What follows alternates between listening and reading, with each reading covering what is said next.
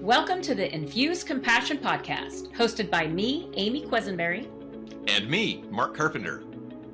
We are on a mission to make this world a kinder place for us all by bringing healthier human connection to communities, families, and organizations of all types and sizes. Our goal is to create stronger relationships, more inspired teams, increased trust, and improved results. So let's get started with more ways to infuse compassion into our world. Hello, Compassionators. Welcome back to another episode of the Infuse Compassion Podcast. So grateful that you're here with us. We really do appreciate you as our listeners. Taking the time to dedicate yourself, to opt in to compassion. And we have with us a wonderful guest today that I'm so excited to hear from. I'm going to hand it over to Amy to introduce our guest. Thank you, Mark.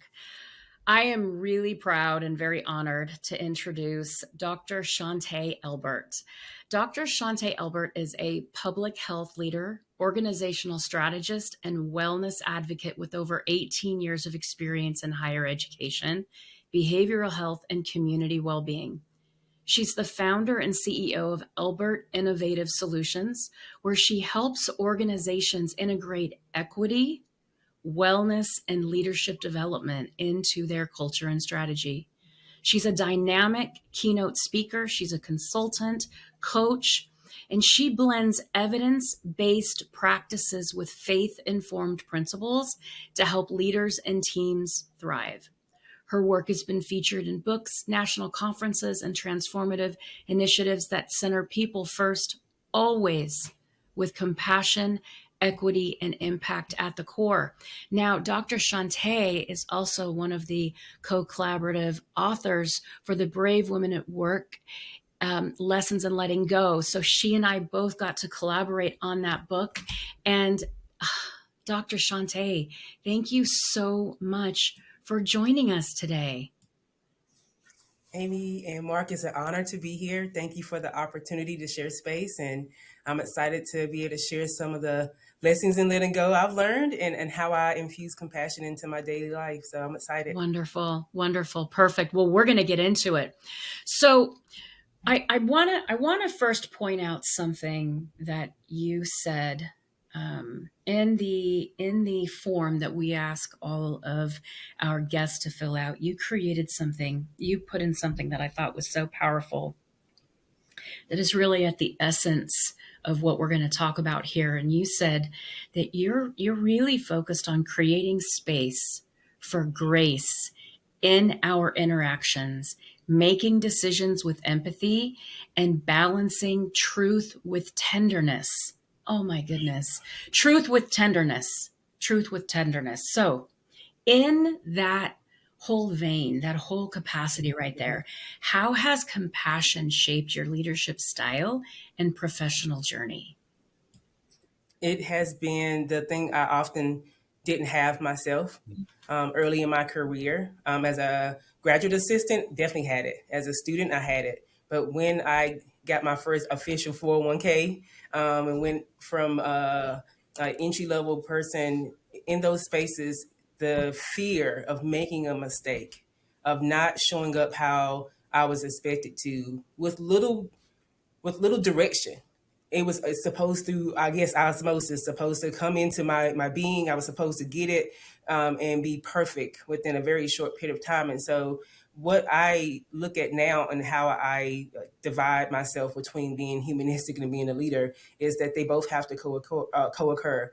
I have to remember that in my own growth and grace was extended. And at times when it wasn't, it made me realize that if I ever got a chance to be an official leader by title and pay, that I would give what I didn't often receive, which was compassion, which was grace, and to lead with empathy, but more so with a place of curiosity, to not make assumptions about what I see. That is not always the outcome. What I see is what they've given me permission to see based off their safety, based off what they feel comfortable doing, or based off of fear.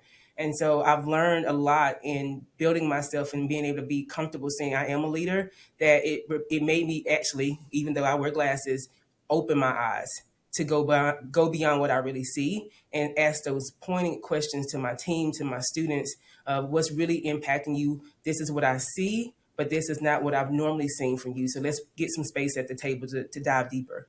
Wow, that's so powerful. And I think that, that's part of how we're transforming the world, right? Is I didn't have it, but I want to bring it into the world. And so, so beautiful. Thank you, Mark. I know you're wanting to get into this. So You know, I'm just I'm on chomping at to ask a I question. A know. follow-on question.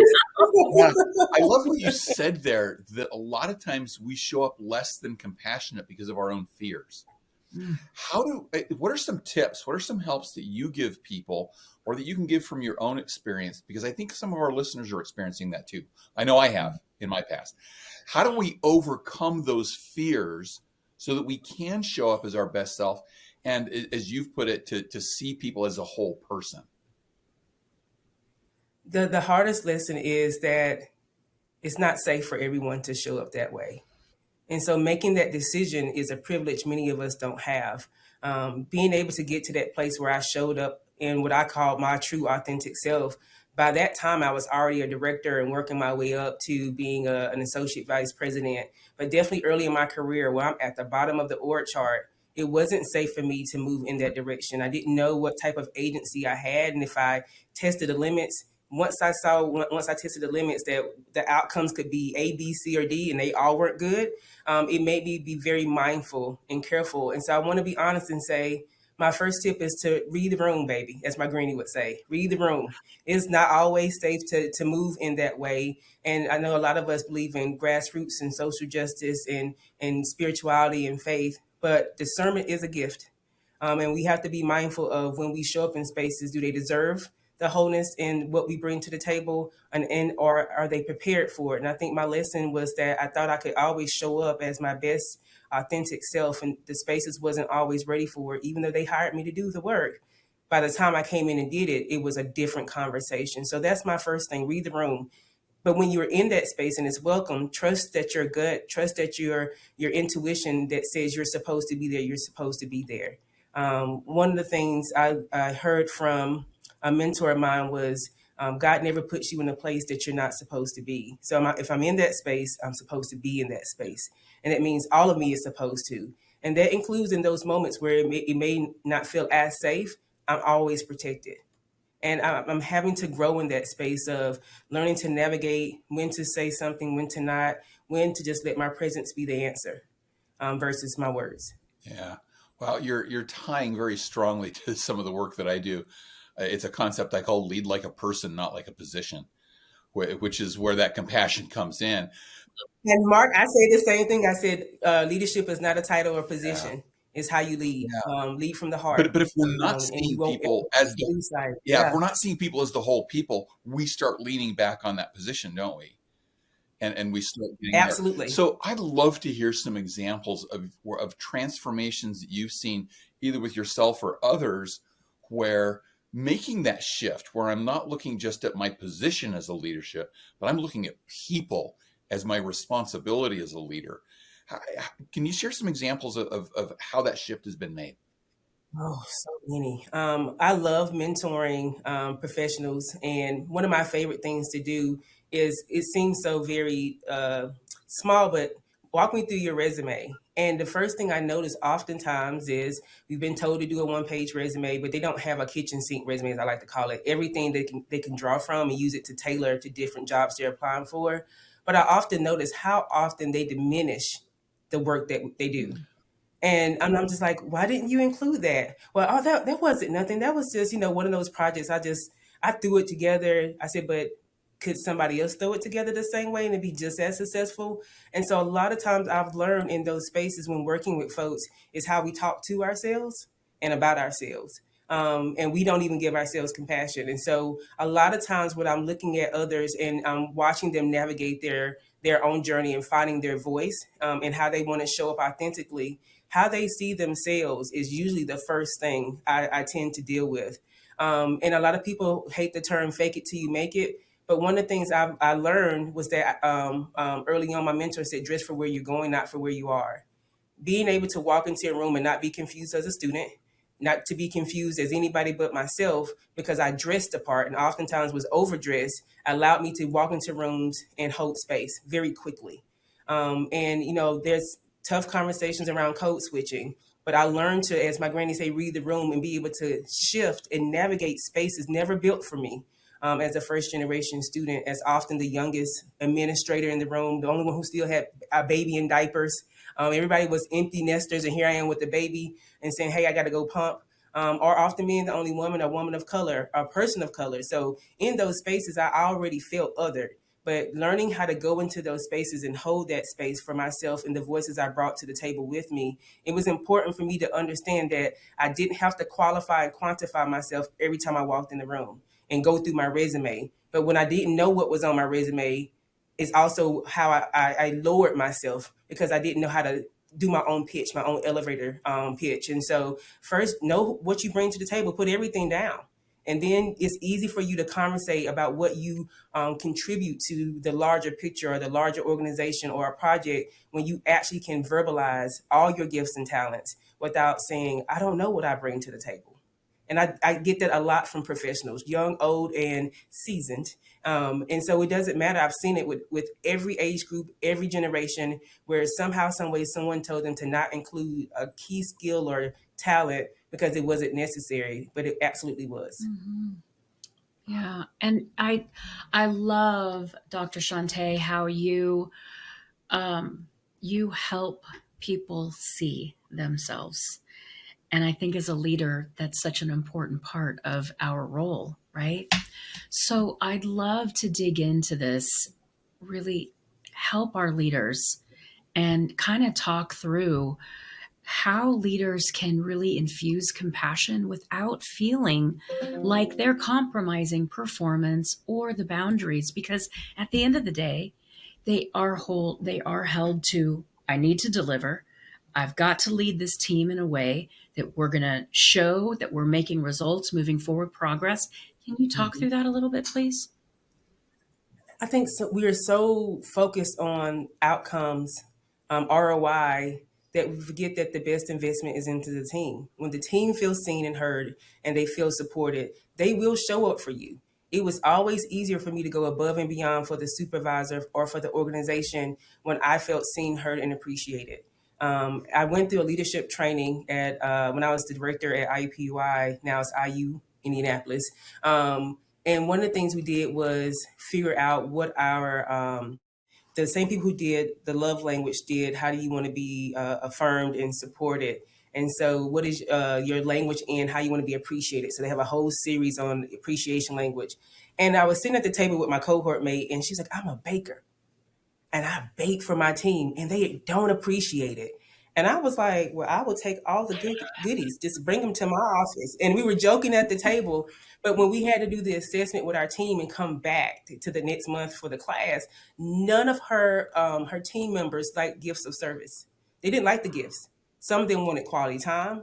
Some of them wanted other appreciation tactics. But what she thought was going to infuse compassion and support wasn't received that way. And so what I've learned as a leader, I'll never forget that conversation, as you can see, because I have to appreciate people how they want to be appreciated. I have to support them how they want to feel supported. And so compassion tends to be one of those same things. It's hard to pour out what you've never received. If you never received compassion, that muscle hasn't been built nor used. And so it is easy for me to think about all the ways I want to show up for my team and show them that they can fall forward and make mistakes, and that their job is not going to be on the line because they made a mistake. If it's recoupable, we'll figure it out. But a lot of times with leaders, they feel like they have to be the essence of perfection. And when anybody makes a mistake, the comparison is to them and how they see themselves and what they see as leaders, versus how do I build a bridge between intention and impact by showing compassion? Because the intention of what I want, which is a great ROI, I want our customers to come back. We want to have a sustainable model for this initiative. But if I can show them that this can be done with intention, and the impact and outcomes can still be the same without creating a very toxic, psychologically unsafe space, I promise you the money is going to come. The products will be there. The outcomes are always showing up. I haven't read an article where they said if leaders don't lead with compassion and heart, that it's going to be a bad turnout for an organization. I have not seen one article. Yeah. Oh, that's fantastic. And I love intention, the bridge from intention to impact. Like that's such a powerful visual right there. Mark, I know you wanted to add something. Yeah, I was just going to ask a somewhat leading question, because I can tell we're of one mind in a lot of the ways that we're thinking about leadership, particularly leading with compassion. I think a lot of times people say, but if I'm too compassionate, then I can't hold people accountable.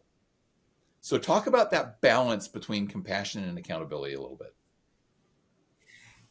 For me, that balance means it's not passive.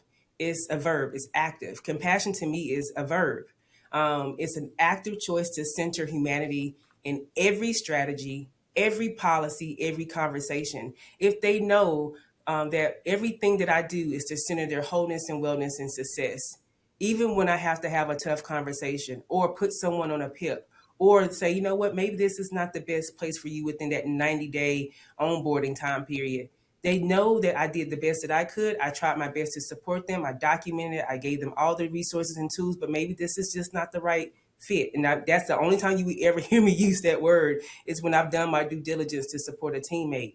I have never, in my experience, not approached my work from that point of view and had a tough conversation and didn't get it on the back end and say, you know what, at that time, Shawnte, Dr. E, I didn't understand it then, but I understood it now.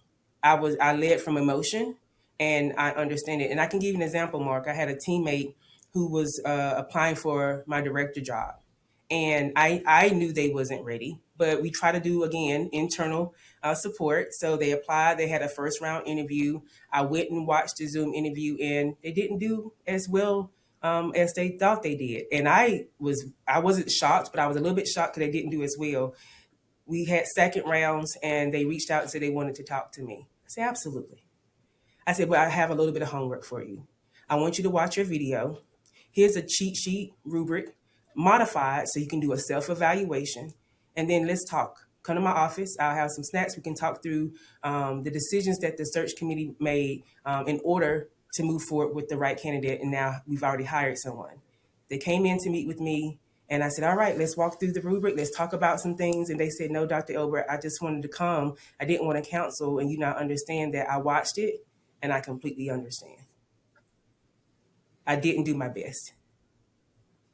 And everything that I know you want to tell me, I already see it. And I appreciate you giving me a chance to come in and have this conversation, but I don't need it. I said, well, let's pivot. Let's have a coaching conversation instead. What can you do between now and when the next opportunity comes?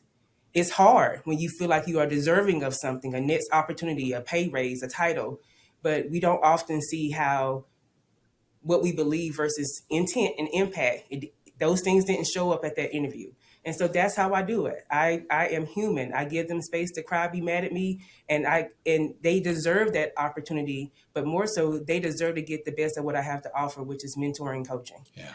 And that's the compassionate leadership when it's not just, hey, you're not up to par, or hey, you're not ready for this next level, or hey, your performance was bad, but how can we help you get there? How can we make it better for you? That's the compassionate leadership. Absolutely. And I wish somebody would have did that for me. I found that outside of my jobs and I was grateful to get that, but it feels so different when it's the person sitting in the seat who has the ability to make those decisions, to make that hiring decision versus an outside mentor. And they are thriving now. I still talk to my old team and they are thriving. And I see them at conferences because I still go and speak. And that changed everything for them. They have become the leader that they thought they were. And things are now aligned and they are getting their doctorate now. They decided to make that pivot.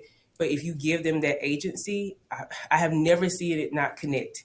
But they have to trust that you're coming from a place that is not to be demeaning or diminishing, but to help build them back up. And that investment, and this is the piece that really isn't taught in the organizations. So much of the time people are promoted as leaders because they're really good at doing XYZ job, right? But this Amy, I was about to start screaming when you said that. Thank you. Thank you. That's the position side. It's hard to do that. Let me just say this, Amy. It is hard to do what I just Yeah. did when you've been shoulder tapped for every position. I've applied, interviewed, been denied, but also promoted for every job I've ever gotten. So when I went from an entry level making 39,000 to making six figures as an associate VP at one of the largest campuses in the state, in the country, actually, I knew what it took for every step. And when I know that, I can pour back into the next group. But when you've never experienced that type of push and pull, experience interviewing, having to do that prep work, you can't pour what you don't have. Yeah. So here's my question, okay? Because we need more of you out there. So what does a leader that they feel they're doing the things that you're doing, but they're in an environment surrounded by leaders that are not. What can they do to help the leaders around them I'm going to say open their eyes. Just open their eyes and understand it's our responsibility as leaders to invest in our team. When we bring somebody onto our team, we are saying, not only are you going to invest your time in this team, in this organization, but I'm going to invest in you as well. What can you advise for these leaders that just feel overwhelmed and powerless in these environments that they're working in? You can't change environments by yourself. Yeah. Let me just say that it's impossible. And that's where burnout comes from. It's hard to turn a ship and all you have is a small lever. And I think we try to move mountains with those little dollar store beach shovels that we get our little kiddos. We literally try to move mountains with that limited amount of resources. You have to, again, read the room and understand what your limitations are. Not every space requires you to show up 100% giving all your tools. Sometimes I've had to learn that my best tool is not this specific tool, but a part of this and a little bit of this. I had to learn that there are leaders who want that feedback and there are leaders who want you to leave them alone. And so I've learned that I can't help everybody. For those who do farming, I'm starting an eco theology class last week and we were up at the farm. The ground has to be tendered and it has to be prepared to be planted. And that's also when I think about leaders. They have to be ready and willing to take that feedback.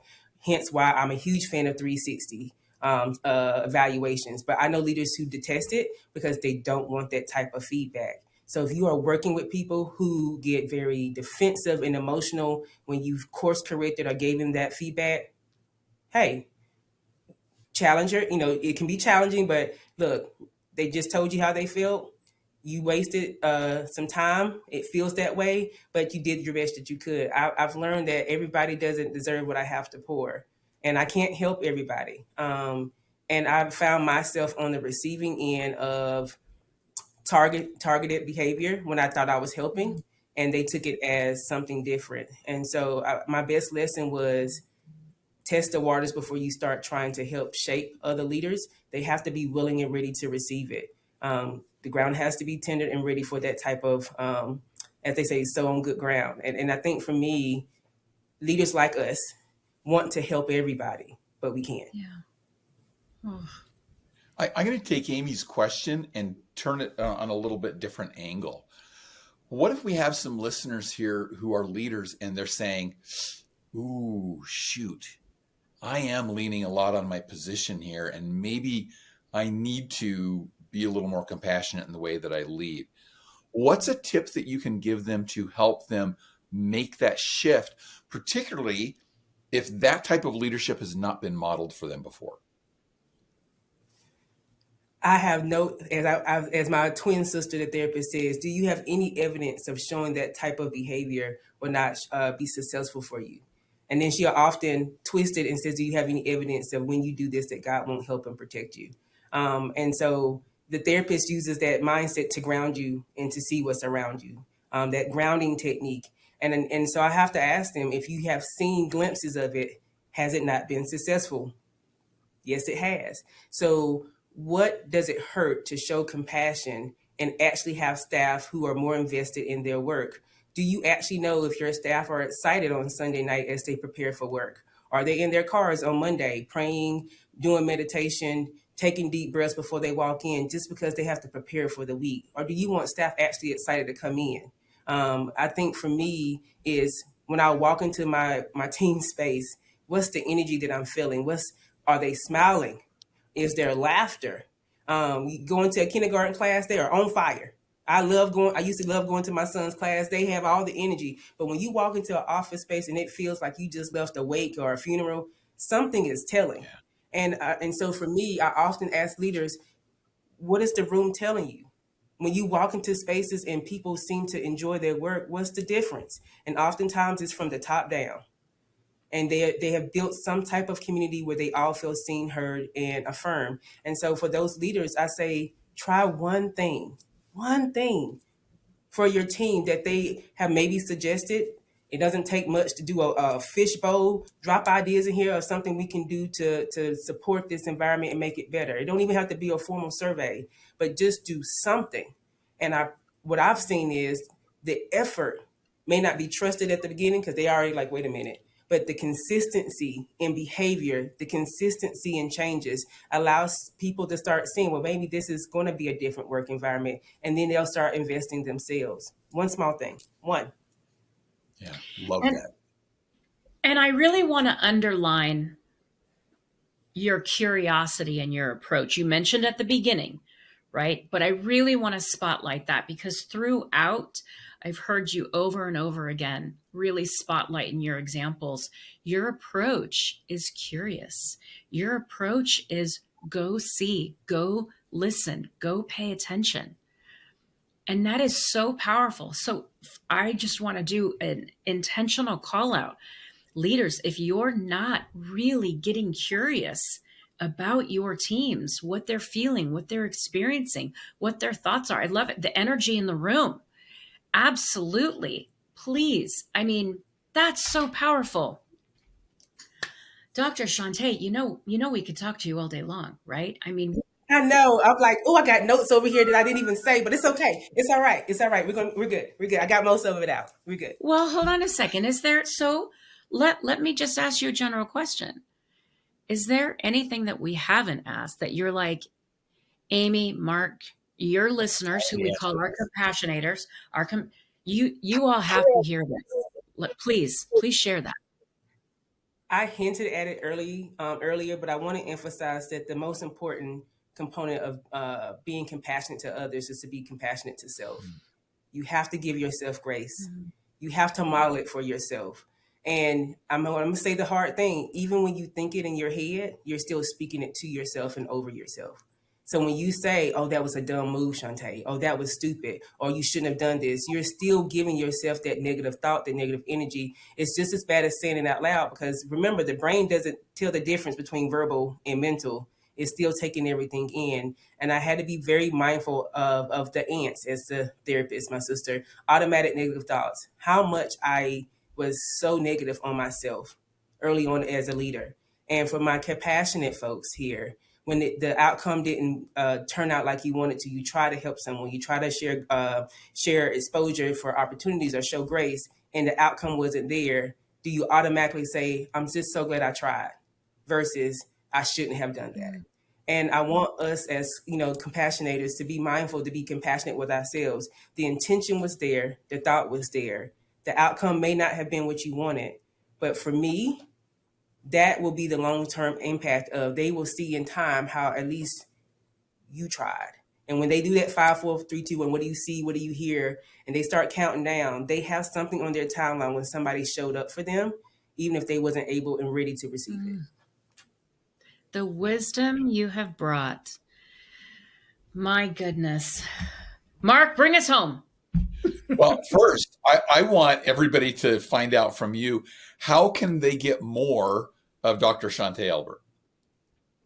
Well, right now I have my landing page that I shared with you all, but my website is being worked on. As I shared with you, Amy, I've been building my ship as I've come out the gate as a full-time entrepreneur.